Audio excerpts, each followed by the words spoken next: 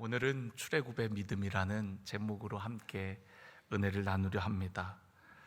모세의 믿음은 구원의 드라마에 아주 중요한 역할을 합니다. 모세가 하나님의 부르심을 받은 이유는 모세 한 사람을 위한 것이 아니었어요. 모세를 통해서 이스라엘 백성들을 바로의 손에서 건져내시기 위함이었습니다. 이스라엘 백성들을 애굽 땅에서 이끌어내는 것이 모세의 사명이었어요. 그래서 지난주에 우리가 모세의 믿음에 대해서 함께 은혜를 나눌 때에 모세는 거절할 것을 거절하고 더 나은 선택을 하는 믿음의 사람이었다고 말씀드렸습니다. 그는 바로 왕의 공주의 아들이라는 그런 안전하고 좋은 자리를 거절하고 이스라엘 백성과 함께 고난받는 자리, 그리스도를 위하여 수모를 당하는 그 자리로 나아갔던 것이죠. 그가 그렇게 했던 것은 자신을 향한 하나님의 뜻, 하나님의 계획을 알았기 때문입니다. 모세를 통해서 이스라엘 백성들을 건져내기 위한 하나님의 크신 계획을 알았기에 이스라엘 백성들과 함께 고난받기를 선택할 수 있었던 것이죠. 오늘 본문 짧은 두 줄 안에는 구원의 스토리가 담겨 있습니다. 이스라엘 백성들의 출애굽 사건은 우리의 구원을 예표하는 사건이에요. 애굽은 이 세상을 의미하고 바로는 바로 사탄을 의미합니다. 하나님은 모세를 통해 이 바로의 손에서 이스라엘 백성들을 건져내시는 거죠. 그리고 건져낸 그들을 약속의 땅 천국으로 이끄시는 것입니다.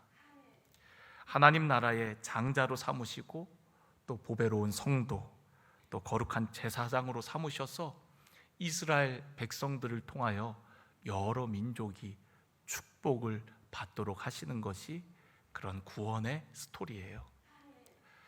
그런 것처럼 우리 신앙도 예수 그리스도를 통해서 이 세상에서 죄 가운데 죽어가던 우리들을 구원해 주시고, 그리고 하나님 나라 천국을 향해 나아가도록 하셨어요. 우리를 하나님 자녀 삼아 주시고 또 거룩한 유업을 잇도록 하셨습니다. 왕 같은 제사장으로 거룩한 나라로 삼으셔서 우리를 축복의 통로로, 우리를 통하여서 여러 많은 사람들이 복을 얻도록 하는 것, 그것이 바로 우리를 향한 하나님의 구원의 계획이시거든요. 우리 한 사람을 구원받게 할 뿐만 아니라 우리 한 사람을 통해서 여러분의 가정을, 또 여러분의 직장을, 여러분이 속해 있는 그 땅을 변화시켜 나가는 것, 그것이 바로 하나님의 크신 구원의 계획입니다.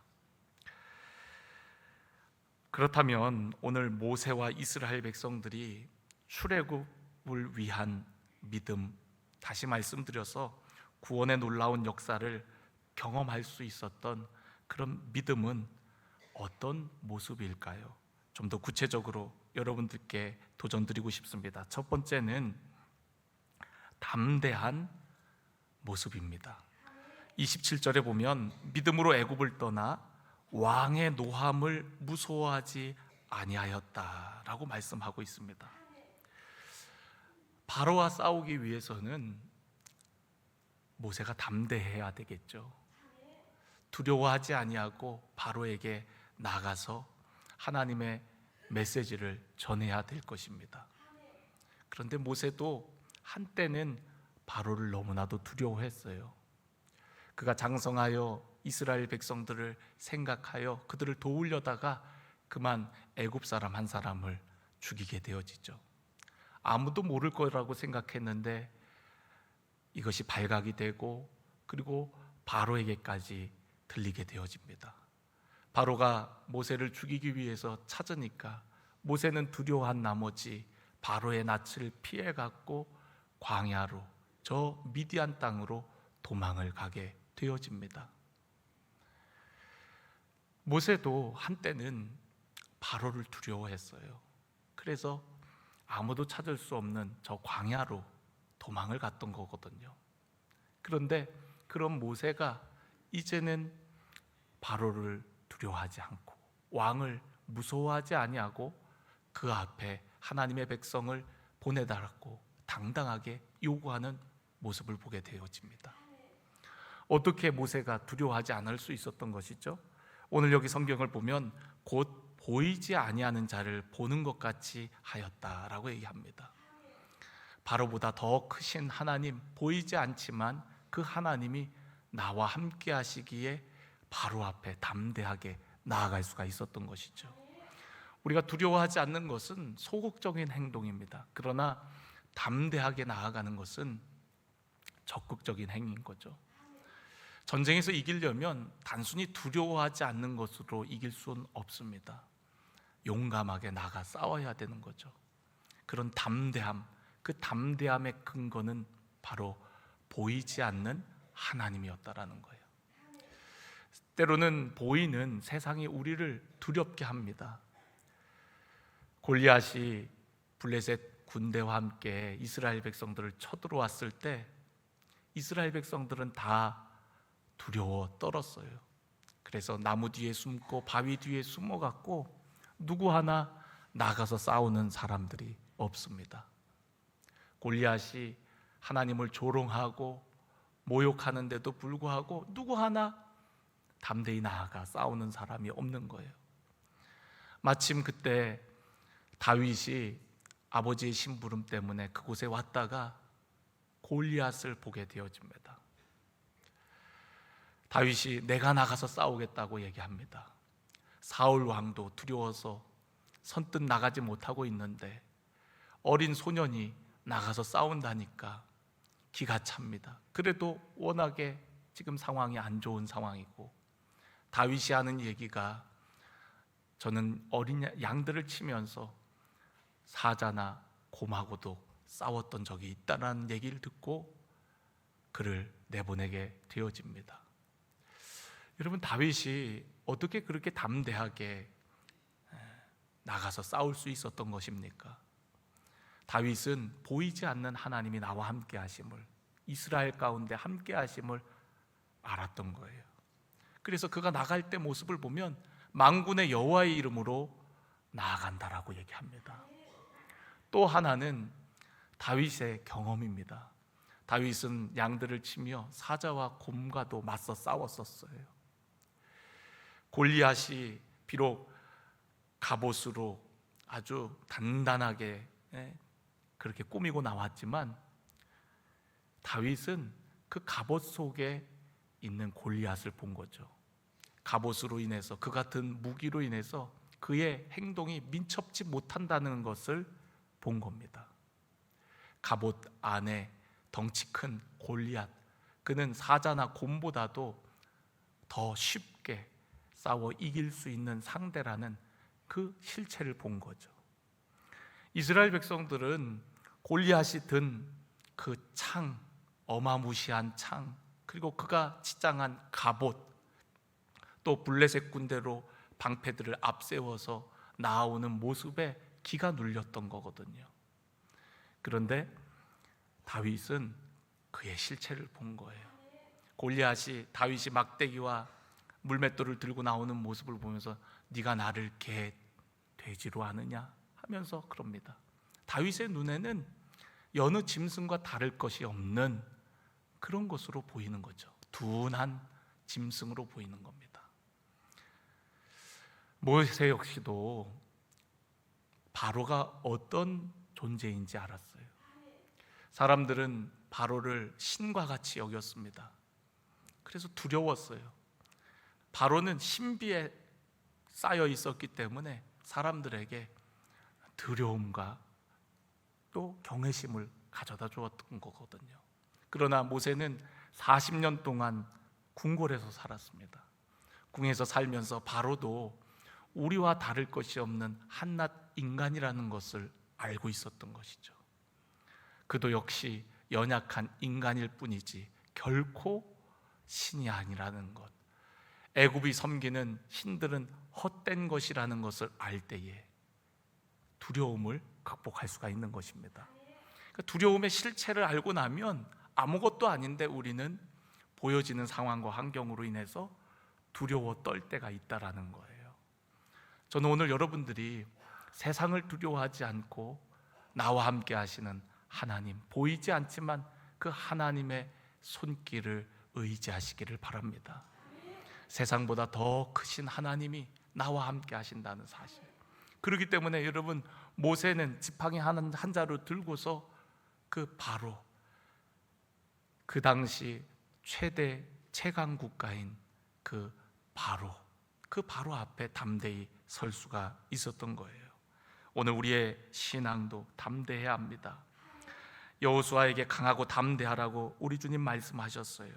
성경에서 가장 많이 하신 말씀이, 하나님께서 우리에게 주신 말씀이 두려워하지 말라예요. 내가 너와 함께 한다라고 말씀하십니다. 오늘 여러분은 살아가면서 무엇이 두렵습니까? 두려움의 실체를 알고 나면 사실 두려울 것도 아닌데 우리는 상황과 환경 앞에 때로는 마음이 어려워져서 염려하고 걱정하고 두려워할 때가 얼마나 많습니까? 우리 주님께서 사망 권세를 다 이기셨다 그랬어요. 우리에게 부활 생명을 주셨다 그랬습니다. 우리가 죽음을 두려워하지 않는다면 더 이상 이 세상에 우리를 두렵게 할 것이 무엇이 있겠습니까? 저는 오늘 여러분들이 두려움의 실체를 알고 두려워하지 않았으면 좋겠고, 더 나아가서 담대함으로 승리하는 믿음의 삶이 되어지기를 간절히 축원합니다. 모세가 두려워하지 않을 수 있었던 그런 믿음의 모습은 어쩌면 그의 부모로부터 전수받은 믿음일지도 모르겠습니다. 우리가 지난번에 모세 부모의 믿음에 대해서 함께 은혜를 나눌 때에 히브리서 11장 23절에 믿음으로 모세가 낳았을 때에 그 부모가 아름다운 아이임을 보고 석 달 동안 숨겨 왕의 명령을 무서워하지 아니하였다라고 얘기하고 있어요. 모세 부모는 바로가 어떤 존재인지 그 실체에 대해서 정확히 알지도 못했지만 모세 부모는 왕을 두려워하지 않았다라는 거예요. 그런 두려워하지 않는 모습이 결국 그의 아들 모세에게도 전수된 것이죠. 자녀들은 부모의 뒷모습을 보며 자란다라고 얘기합니다. 우리가 어떤 신앙의 모습을 갖느냐가 우리의 자녀들도 배우게 되고 또 그러한 것들을 영향받게 되어지는 것이죠. 저는 여러분들이 세상을 두려워하는 모습이 아니라 하나님 한 분만을 두려워하며 경외하는 믿음의 삶을 잘 자녀들에게, 다음 세대들에게 전수하기를 간절히 축원합니다. 두 번째, 오늘 우리가 살펴볼 그런 믿음의 모습은 27절 마지막 부분에 보면 보이지 아니하는 자를 보는 것 같이 하여 참았다라고 말씀하고 있습니다. 모세는 하나님이 이스라엘 백성을 바로 왕의 손에서 건져내시기까지 참고 인내하고 또 끈질기게 견뎌내는 그런 믿음의 사람이었다는 거죠. 모세가 참고 견뎌야 될 것은 크게는 두 가지였습니다. 하나는 이스라엘 백성들의 냉대였어요. 모세가 하나님의 명령을 받고 드디어 바로 앞에 섰습니다. 바로에게 하나님께서 내게 말씀하셨습니다. 내 백성을 보내라고, 하나님을 섬기게 하기 위해서 이제 내 백성을 예배하는 백성으로 보내라고 얘기를 합니다. 그러니까 바로가 아니 도대체 그 하나님이 도대체 누구길래 내가 그 말을 들어야 되냐, 한가롭게 있으니까 이렇게 기도하고 뭐 예배 드린다고 엉뚱한 소리를 한다고, 그래서 바로가 그들에게 더 노역을 무겁게 하도록 명령을 내립니다. 그러니까 이스라엘 백성들이 너무 힘들어하는 거예요. 그리고 이렇게 노역이 무거워진 게 다 누구 때문이에요? 모세 때문이라고 생각을 합니다. 아니 우리 그냥 그럭저럭 살고 있었는데 그런 우리들에게 갑자기 나타나갖고 우리를 위한답시고 바로에게 나가갖고 뭐 예배한다고 뭐 그런 얘기 통해 갖고 결국에는 우리 삶만 더 어려워지게 만들었으니 그 모세에 대해서 아주 차가운 눈빛으로 바라보며 하나님께서 판단하시기를 원한다 그러면서 이스라엘 백성들이 모세를 아주 싫어했거든요. 지금 모세는 누구를 구출하기 위해서 지금 바로왕 앞에 섰습니까? 이스라엘 백성들을 위해서. 그들을 사랑하기 때문에 이스라엘 백성들과 함께 고난받기를 선택한 상황입니다. 그래서 지금 그들을 위해서 하나님의 명령을 따라 바로 앞에 선 건데, 그런 모세의 마음은 하나도 알지 못한 채 그런 모세 때문에 우리가 더 힘들어졌다고 이스라엘 백성들이 차갑게 냉대하는 거예요. 그랬을 때 모세의 마음이 어땠을까요? 그걸 잘 참고 인내해야 되겠죠. 모세는 훗날 이 세상에 어떤 사람보다 온유함이 정말 이 모세만큼 가득한 사람이 없다고 하나님께서 인정해 주셨어요. 그는 출애굽할 때뿐만 아니라 이스라엘 백성들을 이끌고 40년 동안 광야 생활을 하면서도 끊임없는 참고 또 참고 참는 인내의 과정이었어요. 무슨 일만 있으면 이스라엘 백성들은 모세를 원망합니다. 그리고 옛날이 좋았다라고 얘기를 하는 거예요. 그런 백성들의 원망 섞인 이야기들을 들으면서 참고 또 참고 그러면서 그 광야를 행진한 거거든요. 모세가 또 참아야 될 것이 있었다면 그것은 바로 왕입니다. 하나님께서 바로가 너무 강팍하니까 재앙을 통해서 이스라엘 백성들을 이제 보내겠다고 말씀하세요. 그래갖고 10개의 재앙을 내리게 되어집니다. 재앙의 강도가 점점 강해집니다. 바로가 드디어 이스라엘 백성들을 보내겠다라고 해요. 그러나 그 약속을 지키질 않습니다. 그리고 또 재앙이 오면 또 살려달라고 보내겠다고 해놓고 또 지키질 않습니다. 그런 바로를 참고 견뎌야만 했어요. 그런 과정들이 있는 거죠. 우리가 한 영혼을 구원하기까지는 끈질긴 인내가 필요합니다. 우리가 누군가를 전도할 때, 누군가를 출애굽시킬 때, 여러분 그 사람이 한 번에 말을 듣나요? 잘 안 들어요. 마지못해서 그래 한번 갈게. 그러고서는 올 것 같은데 무슨 핑계를 대고 또 안 옵니다. 저 역시 또 전도를 많이 해보지만 참 사람들 잘 안 와요. 그런데 여러분 포기하면 안 됩니다. 마귀가 자기가 데리고 있던 노예 삼고 있던 그들을 그냥 순순히 풀어주는 게 아니에요. 그렇기 때문에 우리 또 역시 끈질겨야 됩니다. 한 번 전하고 두 번 전하고 계속해서 포기하지 않고 참고 인내하며 그 영혼을 사랑하는 마음으로 오래 참아야 돼요. 사랑은 오래 참는다 그랬죠. 이스라엘 백성들을 사랑하기 때문에 모세는 포기하지 않습니다. 그리고 또 모세에게 또 바로에게 나아가서 계속해서 하나님의 말씀을 대언하는 거예요. 계속해서 나아갑니다. 바로는 보낸다 해놓고 약속을 지키지 않습니다. 그게 바로 여러분 우리가 누군가를 구원하는 과정이거든요. 저는 여러분들이 마귀보다 끈질기기를 간절히 원합니다. 그래야 우리가 영혼을 건질 수 있는 거예요. 내가 한 7번 했는데도 안 되네. 저 사람은 어쩔 수 없어. 포기하면 출애굽 못 시키는 거죠.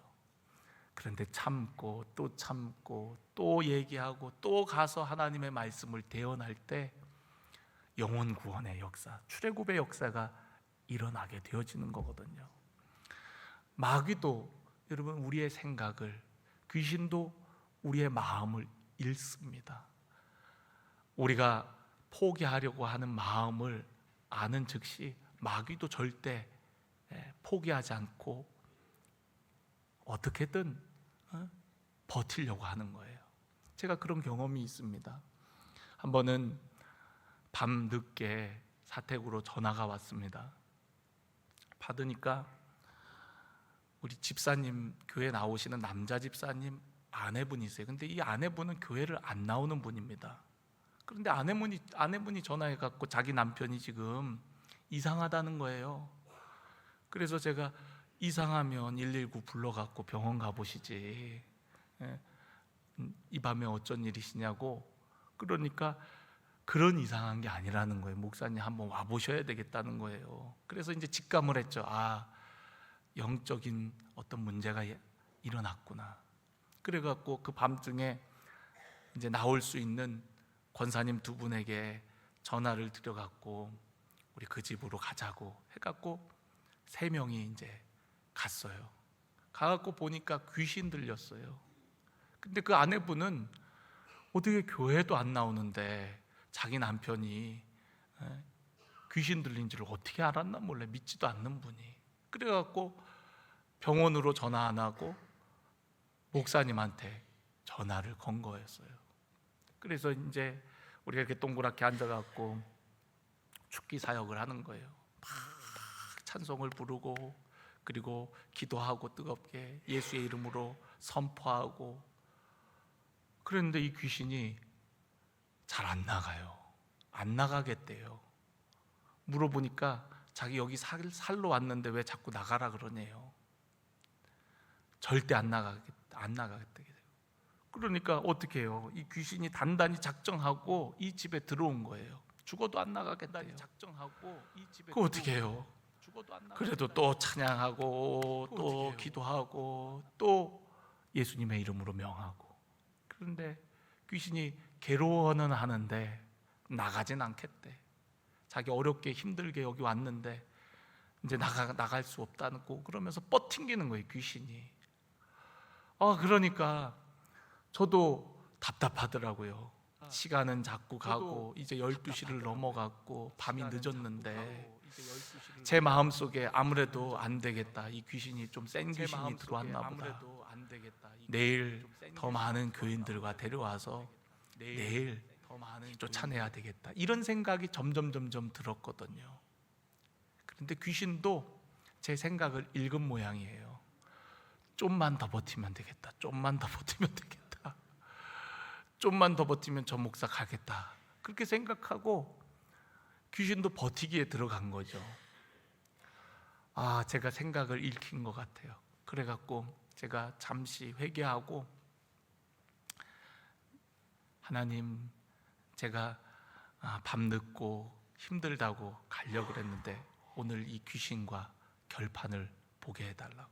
그리고 다시 찬송하고 기도하고 오늘 네가 죽든 내가 죽든 한번 해보자. 그런 마음으로 찬송하고 기도하고 이제 명하려고 하는데 귀신이 방구를 뿌앙 끄고 그러고서 나간 거예요. 얼마나 방구 냄새가 독한지.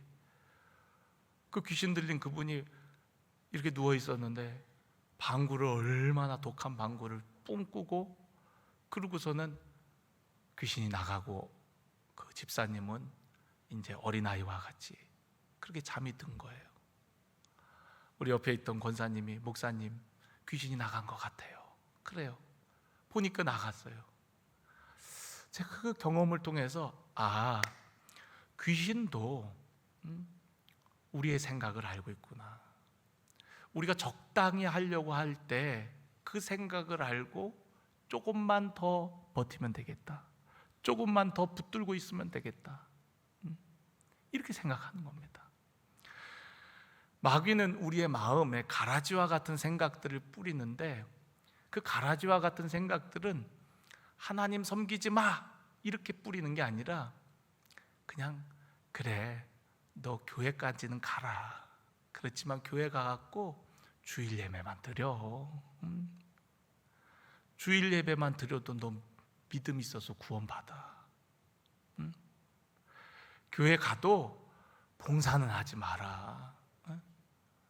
그 봉사 다른 사람들 하잖아. 굳이 너까지 할 필요는 없어.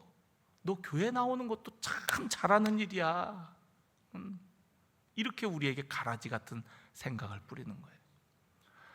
아유, 저녁 예배까지 뭐 나갈 필요가 있어.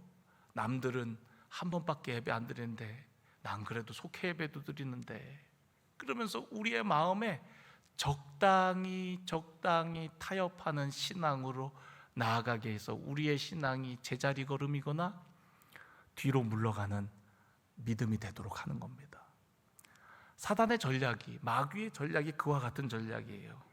처음에는 바로가 이제 재앙이 임하니까 허락을 해요. 어떻게 허락을 하냐면, 야, 너희들 굳이 광야까지 가갖고 그렇게 고생스럽게 예배할 필요 있냐? 그냥 여기서 예배드려라. 여기서 애굽 땅에서 예배드려라. 니들 좋아하는 그 하나님 여기서 찾아. 여기서. 그런데 여러분, 우리가 신앙생활의 장소는 매우 중요합니다. 하나님은 어느 곳에나 계시지만 하나님께서 주목하여 바라보시는 곳이 있어요. 그곳이 바로 예배의 자리인 거예요. 우리가 집에서 편안하게 누워갖고 온라인으로 예배를 드릴 수도 있지만, 여러분, 이 예배의 자리에 와서 예배 드릴 때 더 하나님의 은혜가 임하는 거거든요. 하나님 어느 곳에 계시기 때문에 어느 곳에서나 기도할 수 있고 예배할 수 있지만, 특별히 구별된 장소와 시간을 통해서 하나님 영광 받으시기를 원하세요. 내 편한 대로, 내 편한 방식대로 하나님 예배하는 게 아니라 하나님이 정하신 방식대로 하나님 예배 받기를 원하시거든요. 근데 애구방 바로는 굳이 나갈 거 있냐? 여기서 편하게 내가 다 대줄 테니까 여기서 니들 좋아하는 하나님 섬기라는 거예요. 그런데 모세는 그럴 수 없다고 얘기합니다. 재앙이 또 임하니까 그러면 광야에 가서 예배를 드리되 너무 멀리 가서 예배를 드리지 말아라, 이렇게 또 제안을 해요. 니들 광야 가서 예배 드린다 그랬지? 그래, 좋아, 그 허락할 테니까 너무 멀리 가서 예배 드리지 마.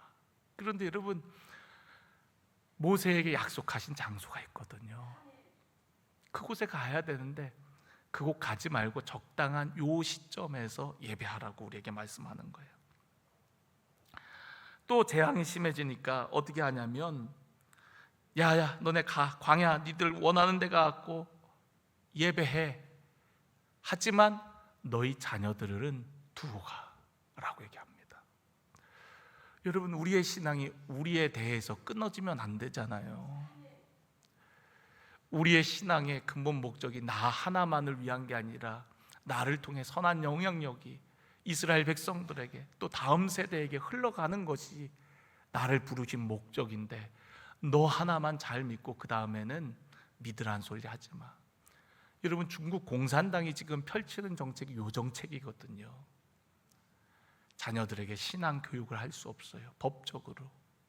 그가 성인이 되었을 때 그때 선택할 수 있게끔 만들어 놓고, 어렸을 때는 신앙 교육을, 또 신앙을 선택할 수 없도록 해놓은 겁니다. 다음 세대를 세울 수 없도록. 또 재앙이 임하니까 바로가 이렇게 나옵니다. 그래, 너네 다 가서 예배해. 그러나 너희들이 가지고 있는 소나 가축은 두고 가라 라고 얘기합니다. 너희들 가서 니들 원하는 대로 예배해. 그런데 너희들 가지고 있는 건 다 두고 가야 돼 라고 얘기합니다. 여러분, 우리가 하나님을 섬기는 데 있어서 물질적 헌신이 없이는 믿음이 자라질 않습니다. 저는 지금까지 목회를 하면서 물질적 헌신 없이 믿음이 자라는 경우는 단 한 번도 본 적이 없습니다. 우리의 귀한 것들을 드릴 때 그 드림을 통해서 우리 안에 하나님의 축복이 임하고 하나님의 은혜를 더 깊이 경험하게 되고, 그리고 그 고백 자체가 내가 세상을 두려워하지 않고 세상을 의지하지 않고 내가 하나님 한 분만을 의지한다는 그런 신뢰하는 고백이거든요. 근데 바로는 그래, 너네 예배해. 그러나 하나님께 드릴 물질은 가져가지 마 라고 얘기합니다. 여러분, 신앙생활 할 때 우리는 적당히 하려고 해요. 마귀도 여러분 보고 교회 가지 말라고 하는 게 아니라 교회 가되 그 정도만 해 라고 우리에게 가라지 같은 생각들을 뿌려놓습니다. 그 정도만 해, 그 정도만 해도 됐어.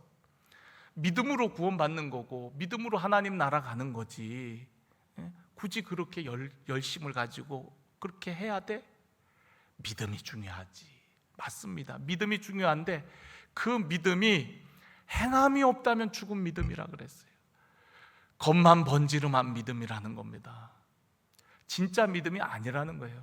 우리 스스로 그것을 믿음으로 착각하고 위안 삼으며 신앙생활을 그 정도로 하며 스스로 위안 삼고 있다라는 거예요.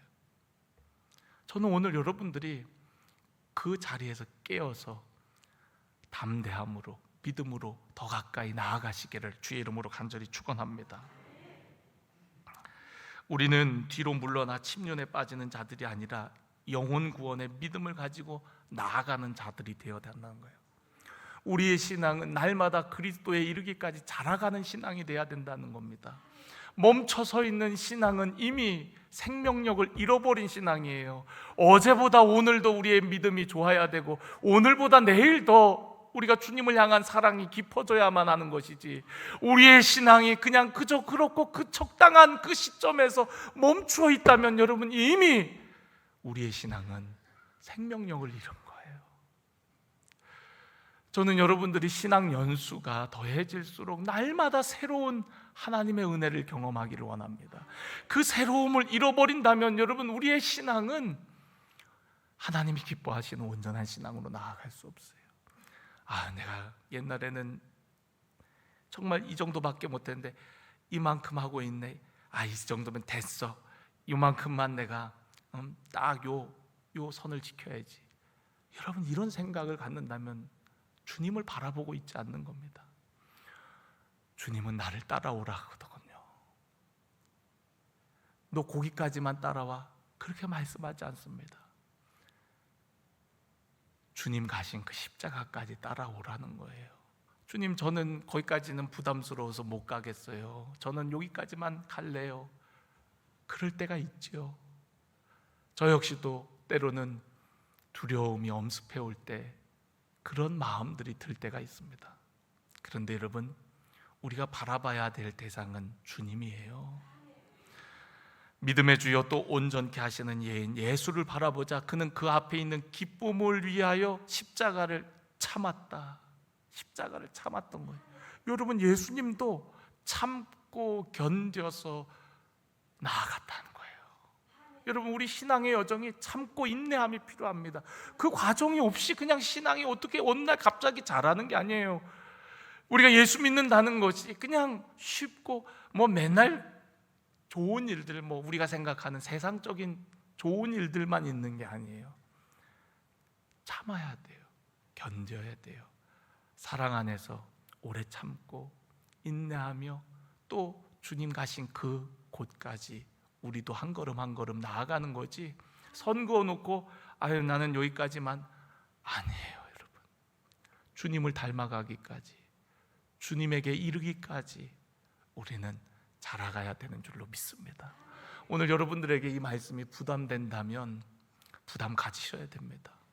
갖고 우리 신앙이 인내와 또 견딤을 통해서 마침내 열매를 맺는다는 거. 나무의 열매가 그냥 맺혀지는 거 아니잖아요. 뜨거운 태양빛과 바람을 이겨내야 됩니다. 비바람을 이겨내야 돼요.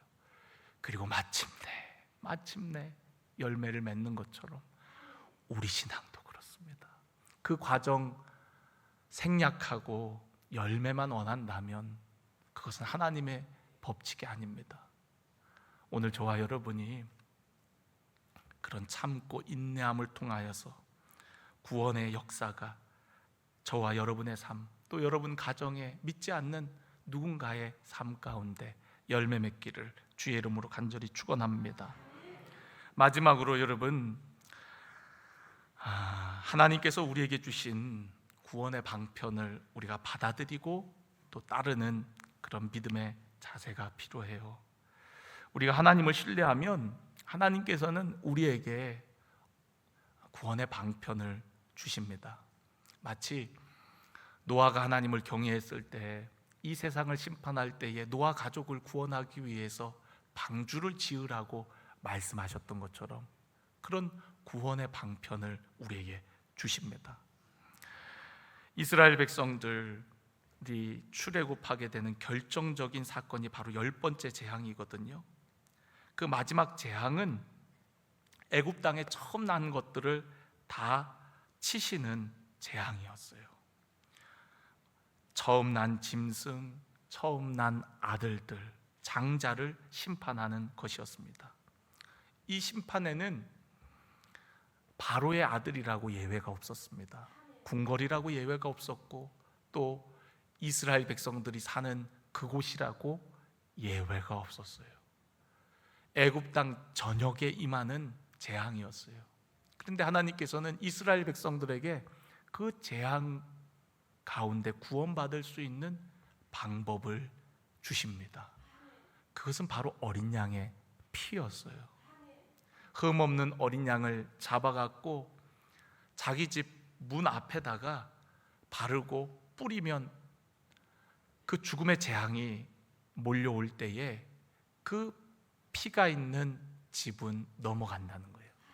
그 집이 애굽 사람 집이든 이스라엘 백성들의 집이든 또 이방인의 집이든 그건 중요치 않습니다. 그 피가 뿌려져 있는 집 안에 들어가 있는 것이 중요해요. 그 구원의 방편은 이스라엘 백성들뿐만 아니라 누구든지 구원받기를 원한다면 누구든지 그렇게 하면 됩니다.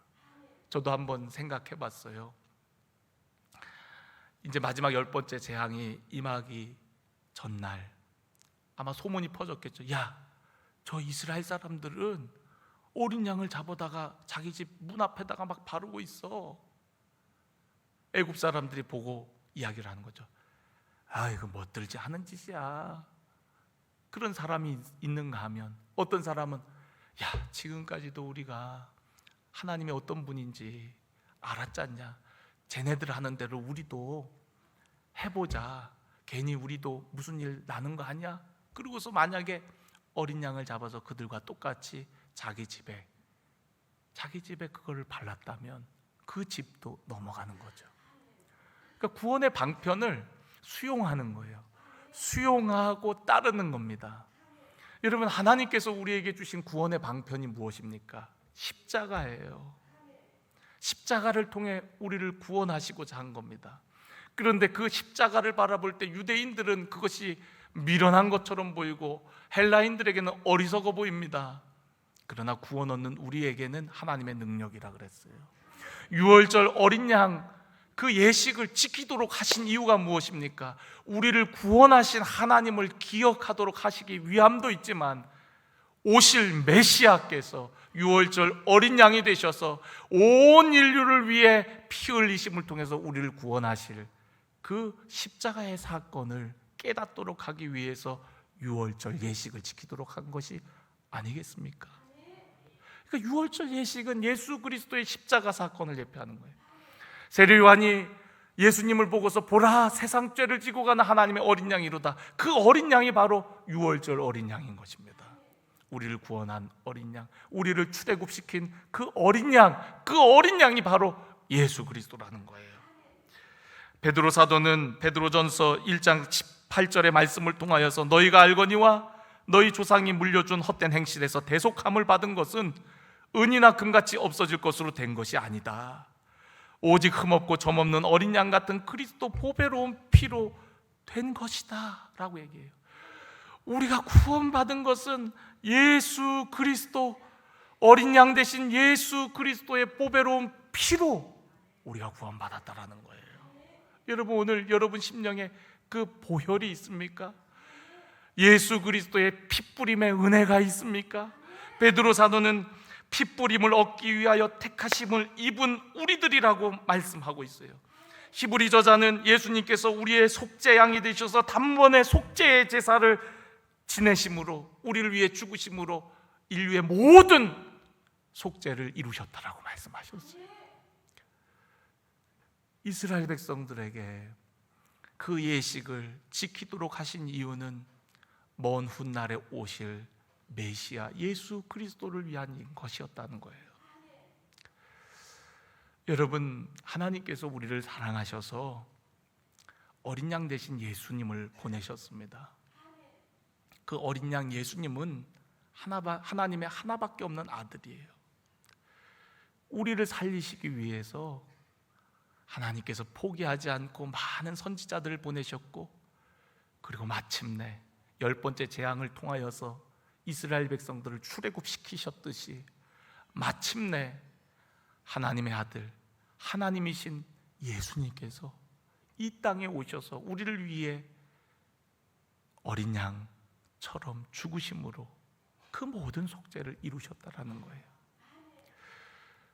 여러분, 우리가 구원받은 것은 우리의 의로 구원받은 것이 아닙니다. 우리가 착한 일을 해서 우리가 이스라엘 백성이기 때문에 그래서가 아니라 오직 어린 양 예수 그리스도의 피로 우리가 구원받은 거예요. 그 집에 있는 사람들, 어떤 사람들이냐가 중요한 게 아니라 예수 그리스도의 피뿌림이 있느냐가 중요했다는 거예요. 이것이 바로 하나님께서 재앙 가운데 그들을 건지시는 방법이었다는 겁니다. 오늘날도 마찬가지예요. 누구든지 예수님의 이름을 부르는 자가 구원을 얻는 겁니다. 왜냐하면 예수님이 우리의 어린 양 되시거든요. 그분의 보혈로 우리의 죄가 사해지고 우리는 세상에서 건짐을 받는 겁니다. 이 모든 구원의 방편을 마련하신 것이 하나님이에요. 그래서 우리는 구원은 선물이고 은혜라고 이야기하지 않습니까? 오늘 그 구원의 방편을 여러분 받아들이고 따르는 겁니다. 아, 이거 피 바른다고 뭔 일이 있는 거요? 하는 게 아니라 말씀하신 대로 피를 바르는 거예요. 말씀하신 대로 주님을 따르는 겁니다. 주님을 믿는 거예요. 저는 오늘 여러분 삶에 예수 그리스도를 믿음으로 하나님께서 우리에게 베풀어 주시는 구원뿐만 아니라 풍성한 하나님 나라의 유업을 누리는 우리 사랑하는 모든 성도 여러분들이 되어지기를 간절히 축원합니다.